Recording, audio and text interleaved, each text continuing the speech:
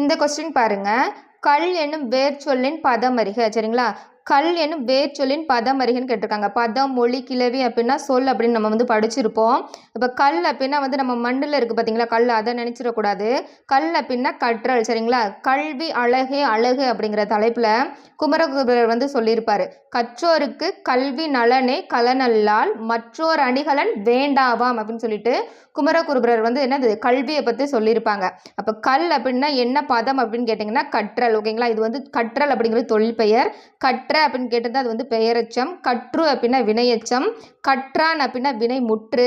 கற்றவன் அப்படின்னா கற்றவர் அப்படின்னா வினையால் அணையும் பெயர். சரிங்களா?